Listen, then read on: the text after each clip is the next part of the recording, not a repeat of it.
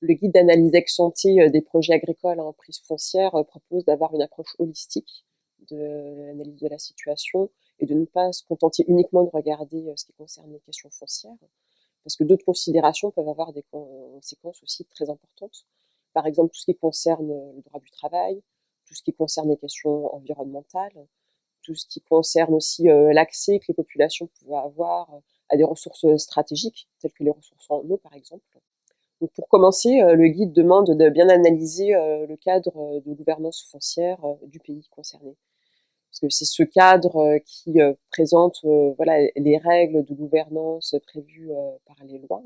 Donc il est important de vérifier que les contrats respectent les législations nationales. Mais dans un second temps, le guide demande aussi à regarder la gouvernance foncière telle qu'elle s'exerce concrètement.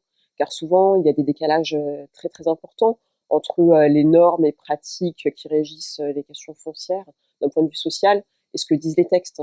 Donc ces deux dimensions doivent être bien étudiées. Il s'agit ensuite de bien analyser les processus par lesquels les contrats ont été négociés et signés. Pour l'AFD, il était très important de garantir le fait que tous les processus étaient conduits conformément aux principes promus par les directives volontaires. Donc ces principes sont de plusieurs ordres. Tout d'abord, une question porte sur la transparence des contrats. Ces contrats ne doivent pas être confidentiels, en fait. Les informations qu'ils contiennent, leurs clauses, doivent être accessibles, pouvoir être présentées, discutées.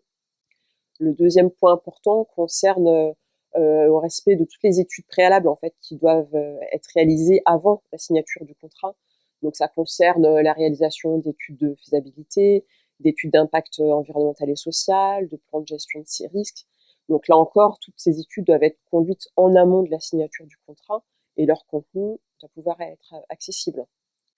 Le troisième point concerne la consultation des populations pour pouvoir leur partager toutes ces informations et recueillir leur consentement qui doit être libre, préalable et éclairé, c'est-à-dire qu'elles doivent disposer de toutes les informations requises pour pouvoir se prononcer, être en capacité de renégocier si besoin certains termes du contrat, donc pour que des retombées positives puissent être obtenues. Donc ça peut prendre différentes formes, hein. Ça peut être sous forme de fiscalité locale, d'engagement de l'investisseur pour réaliser des infrastructures socio-économiques, pouvoir aménager une partie des terres au bénéfice des populations elles-mêmes qui pourraient les exploiter, de pouvoir créer des emplois, voilà, qui doivent être des emplois bien sûr de qualité.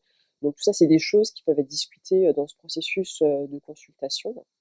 Et le dernier point concerne la mise en place de dispositifs de suivi, de contrôle accessibles, puisqu'un contrat, aussi bien constitué soit-il, s'il n'est pas appliqué, s'il n'est pas suivi, s'il n'y a pas de mécanisme de contrôle et de mécanisme de renégociation du contrat, voilà, tout ce travail préalable ne sert pas à grand-chose.